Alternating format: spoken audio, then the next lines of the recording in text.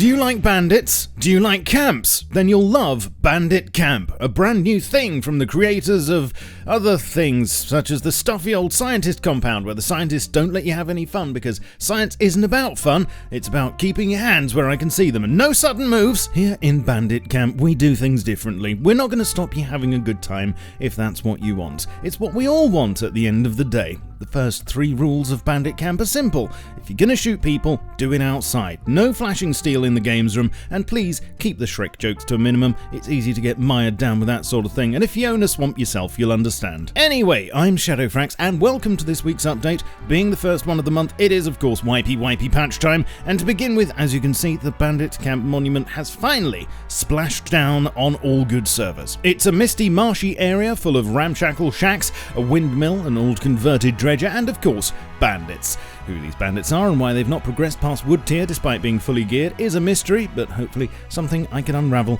in the next backstory episode. There are some shops here which comprise the local black market, selling food, weapons and stuff, plus an exchange which will let you actually swap a variety of unwanted items in return for scrap. You'll find a few basic facilities dotted around, such as work, repair and research benches, and a shop front where players can do shady deals. There'll also be a recycler here in a future patch, but the main attraction and the biggest building in the bog has to be the converted dredger, which, unsurprisingly for a bunch of bandits, has been turned into a casino. It's a bit low budget, admittedly, with only one game you can actually play, the Wheel of Misfortune, and this is how it works. Every 45 seconds the wheel spins and you can bet scrap at one of the handy terminals for which number you think it'll land on, because of course we've all got so much spare scrap laying around, haven't we? If your number comes up, then you'll win back whatever you bet times the number you chose. Simple. Also note, server owners can change the spin frequency with the convar bigwheelgame.spinfrequencyseconds in console. Good to see nice, concise commands being added. Thanks, chaps. If this place proves popular and players actually enjoy it, then other PvP games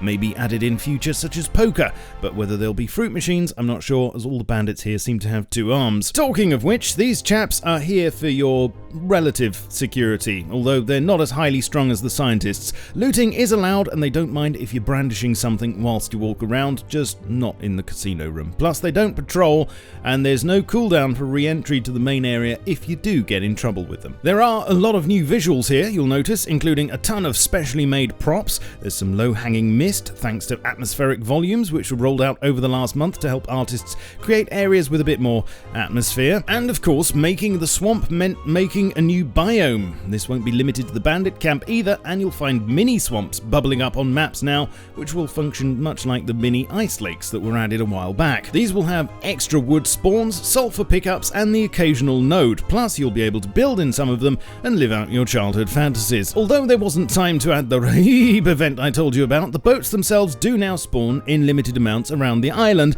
with about 6 appearing on an entire 4K server. You'll only spot them offshore near floating junk piles, and if you do manage to grab one, then you'd better hide it somewhere safe. You can repair them with metal frags, because we don't have flex tape in game yet. They have a lot more health than the standard boats, go faster, but are a lot thirstier as a result. As I showed you last week, compound bows were added. Nothing's changed from what I told you, and you'll still only be able to charge shots while standing still. I know a lot of you don't like that feature. Also, Helk is aware that this isn't an accurate recreation of how the real thing works, and if that really causes people to gag, then it might just get renamed the Advanced Bow. The team system was tamed slightly this month, and you'll no longer see your teammates through walls. However, you will now see their names above the dots on the map without having to hover over them. The farming changes I showed you last week are in-game now, with extra info being displayed when you look lovingly at your plants, and although this doesn't really add any more incentive to be a farmer, word is that the system is being revamped soon with an expanded genetic system,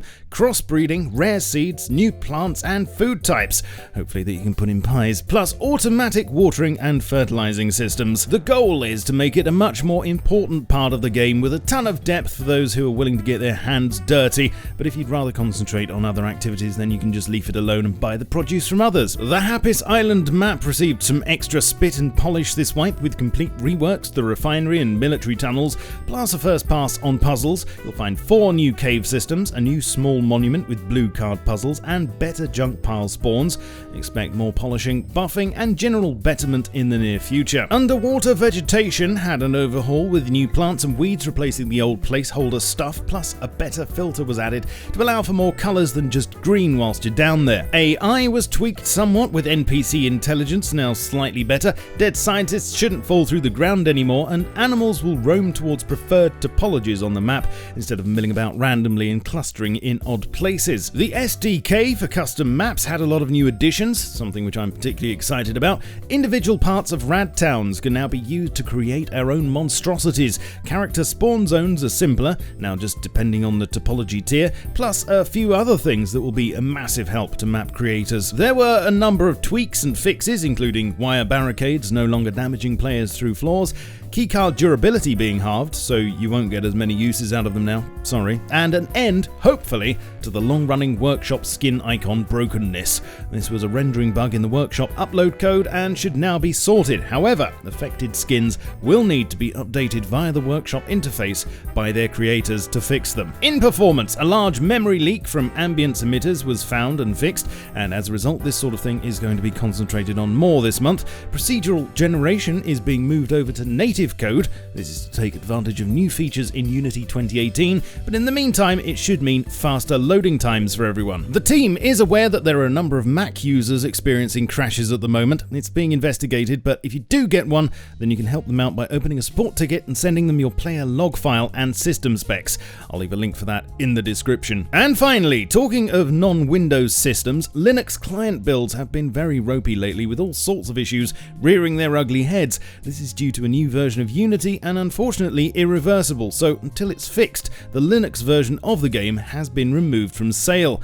I know half of existing Linux users may want to throw in the towel at this point, but the other 3 of you might be comforted to know that you'll still be able to download and receive updates as normal, and this doesn't affect Linux server builds, just the clients. Thanks for watching, leave me a like and a sub please, and your ever insightful comments are a constant joy to read, of course. You can join me also on Twitch, Twitter, Facebook, Discord and my Steam group, and I shall catch you all soon, but in the meantime, keep calm and stay rusty. Cheerio.